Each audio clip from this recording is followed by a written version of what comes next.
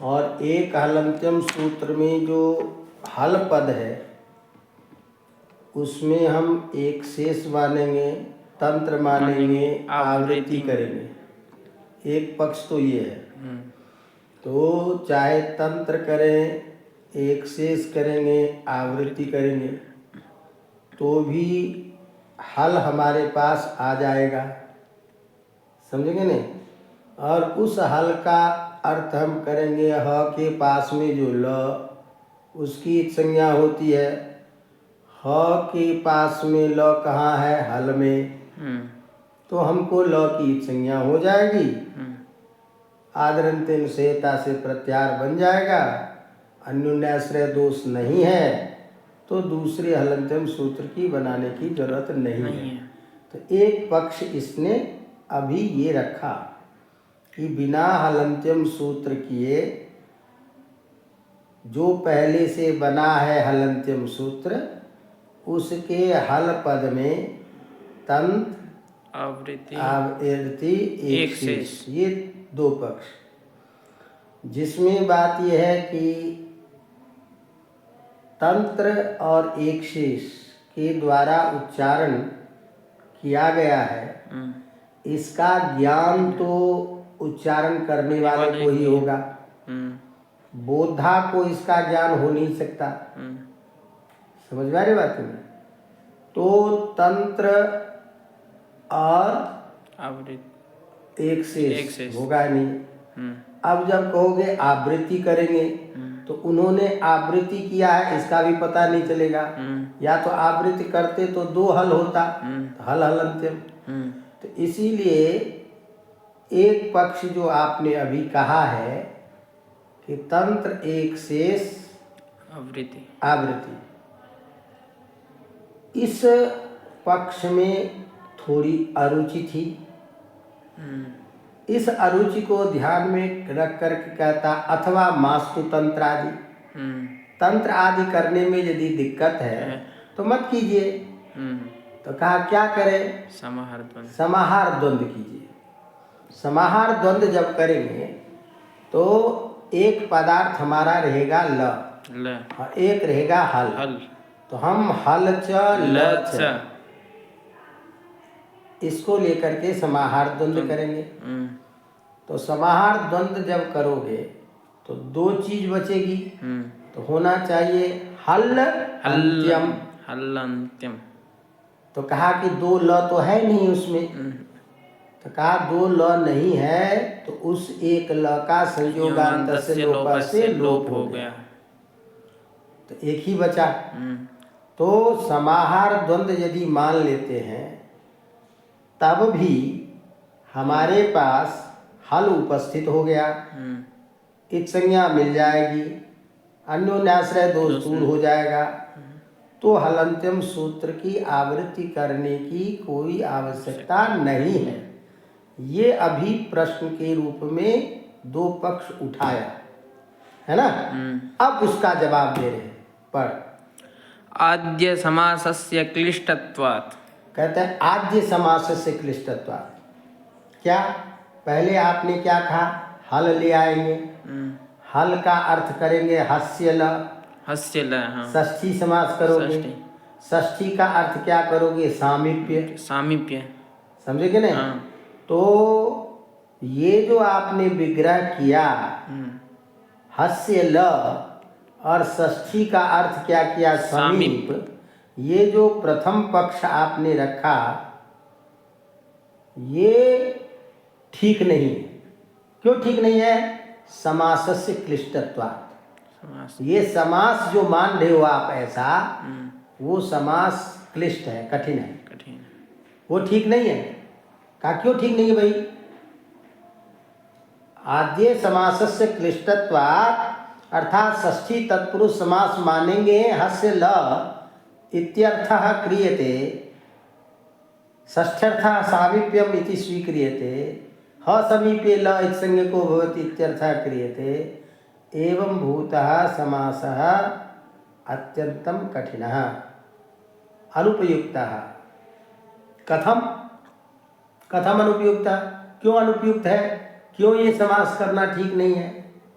पढ़ो। न हि ब्राह्मण आगे बोलो। आद्य समासस्य क्लिष्टत्वात् हो गया पूर्ण विराम। न हि ब्राह्मण कंबल इत्यादौ। क्यों क्लिष्ट है? क्योंकि षष्ठी का अर्थ कभी सामीप्य होता ही नहीं। षष्ठी का अर्थ सामीप्य नहीं होता, कभी सामीप्य अर्थ होता ही नहीं होता। तो जब षष्ठी का अर्थ सामीप्य होगा ही नहीं तो आप कैसे अर्थ करोगे ह समीप्य ल? नहीं समझेंगे।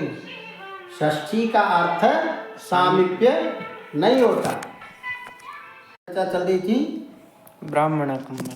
क्योंकि ये विग्रह जो आप कर रहे हो, ये विग्रह षष्ठी समास, और षष्ठी समास का अर्थ जो आप कर रहे हैं सामीप्य, ये समास करना, ये अर्थ करना अत्यंत क्लिष्ट है। क्यों क्लिष्ट है? क्योंकि षष्ठी का अर्थ कभी समीप होता ही नहीं है। समझेंगे ना? उसी को प्रमाण के साथ बता रहे हैं। क्या? न हि ब्राह्मण कंबल इत्यादौ ब्राह्मण समीप वर्त्यन्यदीयः कंबलः प्रतीयते। क्योंकि कभी भी हम जब ब्राह्मण कंबलः बोलते हैं, ब्राह्मणस्य कंबलः, ब्राह्मण का कंबल, ये बोलने पर कभी भी ब्राह्मण के पास में रखा हुआ किसी दूसरे का कंबल, ये अर्थबोध नहीं होता है। ब्राह्मण कंबल कहने पर ब्राह्मण का ही कंबल बोध होता है। यदि आप षष्ठी का अर्थ समीप करोगे तो ब्राह्मणस्य कंबलः का भी अर्थ क्या हुआ? ब्राह्मण समीपे कंबलः। और ब्राह्मण समीप में किसी दूसरे का कंबल का बोध होना चाहिए। तो ब्राह्मण के समीप में रखा हुआ किसी दूसरे का ये कंबल है, ऐसा ज्ञान ब्राह्मणस्य कंबलः कहने से नहीं होगा। नहीं समझे कि नहीं? अवगतम? यदि षष्ठ्याः सामीप्यम अर्थः स्यात् तदा ब्राह्मणस्य कंबलः इत्युक्ते ब्राह्मण समीपे अन्यवर्तीयः कंबलः अस्तीति ज्ञायेत। ये बोध होना चाहिए था। लेकिन ऐसा बोध नहीं होगा, नहीं हो रहा। एतेन किम सिद्ध्यति? इससे क्या पता चलता है? तो षष्ठी का सामीप्य, षष्ठी का अर्थ सामीप्य नहीं होगा, नहीं होता है। और भी उदाहरण दे रहा है। नहीं चित्रगवी नाम, बोल। न वा चित्रगु शब्दात्। हाँ, चित्रगवीणाम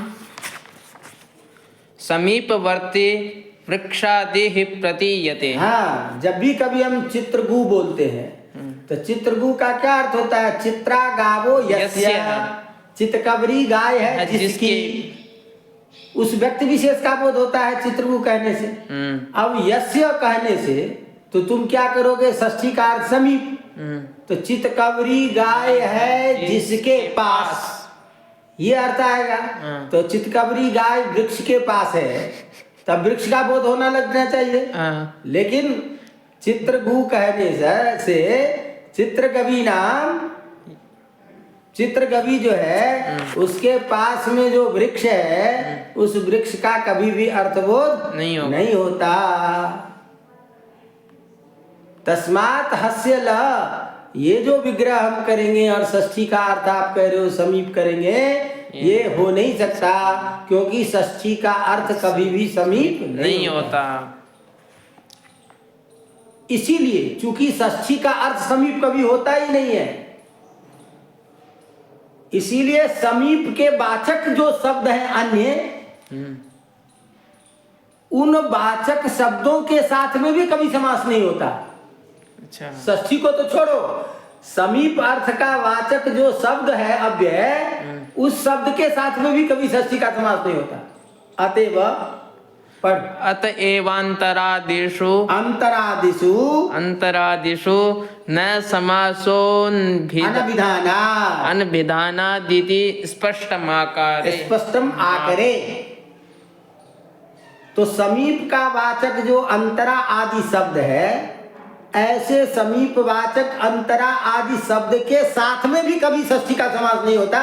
तुम तो षष्ठी का अर्थ समीप छोड़ो, समीप का वाचक जो अंतरा आदि शब्द है उस शब्द के साथ में भी षष्ठ्यंत का समास नहीं होता है, तो षष्ठी का अर्थ सामीप्य कहाँ होगा? अतएव चूंकि षष्ठी का अर्थ कभी सामीप्य नहीं होता, इसीलिए समीप का वाचक जो अंतरा आदि शब्द है उस शब्द के भी प्रयोग में कभी षष्ठी का समास नहीं होता है, ये स्पष्ट है भाष्य में। किम बहुना, और ज्यादा क्या कहें? बोल। ब्राह्मणस्य कंबलः हाँ। चित्रागावोस्य इति व्यस्त प्रयोगोपि तंत्रानिष्टः। तत्रानिष्टः, अरे इतना ही नहीं, समास तो छोड़ो, समीप अर्थ में षष्ठी का अर्थ समीप है, इस अर्थ में अलग अलग प्रयोग भी नहीं होता है। अच्छा, नहीं समझे? हाँ। ये कहोगे कि समास नहीं होता है, हाँ। लेकिन षष्ठी का अर्थ समीप होता है वाक्य में, वाक्य में होता है। तो ब्राह्मण से कमला हम ये वाक्य करेंगे, उसमें षष्ठी का अर्थ समीप कर लेंगे, तो समास नहीं होता है, वाक्य बन जाए। कहने नहीं, अरे ज्यादा क्या कहूँ, समीप अर्थ में वाक्य भी नहीं बनता है। ब्राह्मण से प्रयोग, ब्राह्मण से कमला चित्रगु चित्रागावो अस्य, ये व्यस्त प्रयोग जो अलग अलग है विग्रह वाक्य में, ये वाक्य विग्रह वाक्य का भी प्रयोग षष्ठी का समीप अर्थ में कभी नहीं होता है। समझ में आ रही बात की नहीं? अब बताओ, किम बहुना, किम बहुना किम ब्राह्मणस्य कंबलः चित्रागावो अस्य इति व्यस्त प्रयोगो तत्रानिष्टा, तत्र माने उस अर्थ में, उस अर्थ में ने सामीप्य अर्थ में ये अलग अलग वाक्य का भी प्रयोग नहीं बनता है। समास की तो बात छोड़ो। अब बताओ, तस्मात्, इससे क्या सिद्ध हुआ? पहला जो पक्ष आपने दिया था कि हम तंत्र आवृत्ति एक शेष कर लेंगे और उससे एक हल पद ले आएंगे, हल पद ले आएंगे तो हम क्या करेंगे, हस से ल अर्थ करेंगे। एक तो ला नहीं सकते, कदाचित ले भी आओ जबरदस्ती, तो हस से ल ये षष्ठी विग्रह कर नहीं सकते, क्योंकि उसका सामीप्य अर्थ कभी होता नहीं। इसीलिए आपका प्रथम पक्ष जो है गलत, कि हम आवृत्ति नहीं करेंगे, इसी हल हलंत्यम सूत्र के हल पद में तंत्रादि एक शेष कर लेंगे, षष्ठी समास कर लेंगे, हस्य ल ये अर्थ कर लेंगे। ये सब जितनी भी बातें आपने की थी वो सब बात ठीक नहीं है, इसीलिए प्रथम पक्ष क्लिष्ट है, क्लिष्ट है। अब एकदम आगे बोलो। द्वितीय, प्रथम पक्ष खत्म हो गया। अब द्वितीय पक्ष, आपने दूसरा एक तरीका क्या बताया था? समाहार द्वंद्व। समाहार द्वंद्व, समाहार। प्रथम पक्ष तो खत्म हो गया, अब दूसरा पक्ष क्या बचा आपका? क्या तर्क दिया था कि हल च ल च हल कर लेंगे, एक ल का संयोगांत से लोपा से लोप हो जाएगा, सूत्र का स्वरूप यही रहेगा हलंत्यम, लेकिन हल पदार्थ का ज्ञान द्वंद्व पदार्थ द्वंद्व समास होने के कारण हो जाएगा, अलग से तत्पुरुष अलग से सूत्र बनाने की जरूरत नहीं थी। तो ये जो दूसरा आपने तर्क दिया था वो भी ठीक नहीं है, उसमें भी परेशानी है। क्या समस्या है भाई? द्वितीय दूसरे पक्ष में भी संयोगांत लोपो दुर्लभः, संयोगांत लोपः दुर्लभः। आपने क्या कहा था? हल च ल च हल कर लेंगे, हल में ल हो जाएगा, ल का संयोगांत से लोप से लोप कर लेंगे, हलंत्यम, क्योंकि संयोगांत लोप होगा ही नहीं। क्यों? वहाँ एक वार्तिक है, यन प्रतिषेधो वाच्या, यण के निषेध में, यण में निषेध होता है, तो ल यण में आता है कि नहीं आता? तो कैसे को लोप करोगे? संयोगांत, हाँ चल रहे, संयोगांत से लोपा, इस सूत्र से जो आपने कहा कि ल कर लेंगे तो ल का लोप कर लेंगे, वो ल का लोप नहीं होगा। संयोगांत लोपो दुर्लभ, दुर्लभ है। और जब लोप नहीं होगा तो क्या होना चाहिए था? हलंत्यम ये होना चाहिए था, अब वो है नहीं, तो कैसे कहेंगे यहाँ द्वंद्व समास है? नहीं समझ रहे? कहा क्यों नहीं लोप होगा भाई? यन प्रतिषेधो वाच्य, यन प्रतिषेधो वाच्य ये वार्तिक है, और ये यन का संयोगांत यण का निषेध करता है। समझ रहे हैं? इसीलिए लोप नहीं होगा, ल रहेगा, हलंत्यम होना चाहिए, वो है नहीं, इसका मतलब द्वंद्व समास होगा ही नहीं होगा। कहा कह रहे भाई एक बात बता, तुम जो यना प्रच्छेदो वाच्य की बात कर रहे हो, यना प्रच्छेदो वाच्य वार्तिक है ही नहीं, इस वार्तिक का खंडन कर दिया भाष्यकार ने, है ही नहीं। यना प्रच्छेदो वाच्य ये वार्तिक है ही नहीं, इस वार्तिक की कोई जरूरत नहीं है। भाष्यकार ने कहा कि इस वार्तिक की कोई जरूरत नहीं है, वार्तिक खत्म है। जब भाष्यकार ने इसका खंडन कर दिया तो अब तो ये वार्तिक रहा नहीं रहा, तो संयोगांत से लोप होगा कि नहीं होगा? होगा। नहीं समझ में आ रही है? होगा ना? होगा। अब भाष्यकार ने खंडन कर दिया, समझ में आ रही है? तो का ध्यान रख, इस वार्तिक के प्रत्याख्यान पक्ष में भी जब इस वार्तिक का खंडन मान लोगे तब भी ल का लोप संभव नहीं है। शुद्धिउपास्य में भी फिर य का लोप होने लगेगा कि नहीं होगा? शुद्ध य उपास्य सब जगह होगा कि नहीं होगा? सब जगह। तो कहता संयोगांत चलो ये यना प्रच्छेदो वाच्य का वार्तिक का खंडन कर लोगे तो खंडन होने पर भी यन का लोप नहीं होगा। क्यों? कि भाई जब कोई दूसरा रास्ता मिल जाए तब न कहोगे कि ये वार्तिक क्यों बनाया। नहीं समझेगे? नहीं। तो इसका मतलब यन का लोप किस बिना यन के लोप का निषेध किसी दूसरे तरीके से भाष्यकार ने बता दिया।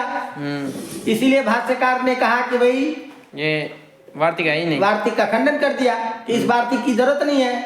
तो कहा इस वार्तिक से जो काम करते हैं यन के लोप का निषेध वो कैसे होगा? तो कहा कि भाई देख, इस वार्तिक के प्रत्याख्यान पक्ष में भी संयोगांतस्य लोप इस सूत्र में झलो झली सूत्र से झल ग्रहण की अनुवृत्ति आती है। क्या होती है? झलो झली सूत्र से जल ग्रहण की अनुवृत्ति आती है। तो संयोगांतस्य लोप सूत्र का पूरा अर्थ क्या होगा? संयोगांतम यत् पदम तदन्तस्य झलः लोपः। झल का लोप क्या लोप अर्थ होगा? संयोगांतम यत् पदम तदन्तस्य झलः लोपः। झल का लोप करेगा। तो ल झल में है क्या? है। मारूंगा। झल में नहीं है तो ल ऊपर रह गया। फिर य है क्या? नहीं है। तो संयोगांत से लोप तो झल का ही लोप करेगा। यन का कैसे लोप करेगा? नहीं करेगा। यन का लोप नहीं होगा। नहीं समझे? आ गया। समझ वाली बात की नहीं? आ गया। क्या आपने कहा यन प्रच्छेदो वाच्य से लोप कर देंगे हम, तो हम कह रहे कि नहीं भाई, यन प्रच्छेदो वाच्य का खंडन कर दिया। आप कहोगे कि खंडन कर दिया तब तो संयोगांत से लोप होना चाहिए। तो कहा नहीं, तब भी लोप नहीं होगा, क्योंकि प्रत्याख्यान पक्ष में भी झलो झली सूत्र से झल ग्रहण की अनुवृत्ति करके संयोगांत से लोप सूत्र से, संयोगांत से लोप सूत्र का अर्थ होता है संयोगांतम यत् पदम तदन्तस्य झलः लोपः स्यात्। तो ल का लोप तो किसी भी कंडीशन में होगा नहीं। तब तो सूत्र क्या होना चाहिए था? हल्लन्त्यम। अब वो हल्लन्त्यम है नहीं। इसका मतलब द्वंद्व समास नहीं माना गया। इसका मतलब द्वंद्व समास नहीं माना गया है ही नहीं। द्वंद्व समास होता तो डबल ल होता। तुम कहते हो कि संयोगांत से लोप हो जाएगा, हम कह रहे हैं लोप नहीं होगा, किसी भी कंडीशन में नहीं होगा। आता ही नहीं है, होगा ही नहीं। समझ में आ रही बात की नहीं? तो यन प्रच्छेदो वाच्य से निषेध वार्तिक का खंडन हो गया। तो उसके प्रत्याख्यान पक्ष में भी चाहो कि झल संयोगांत से लोप होगा तो वो लोप संभव नहीं है, क्योंकि संयोगांत लोप सूत्र से उसी का लोप होता है जो अंत में झल वर्ण हो। तो ये ल झल में है नहीं। झल में नहीं है तो लोप नहीं होगा। तब तो हल्लन्त्यम यही सूत्र होना चाहिए, वो सूत्र है नहीं। इसका मतलब यहाँ द्वंद्व समास भी नहीं है। अब ये एक चीज खत्म हो गई। अब कहते हैं तू बार बार जो कह रहा है द्वंद्व समास करो। अरे भाई द्वंद्व समास होगा ही नहीं, होगा तब न जाकर के लोप की बात करोगे। द्वंद्व समास होगा ही नहीं। अब कैसे नहीं होगा ये कल बताएंगे। चलिए।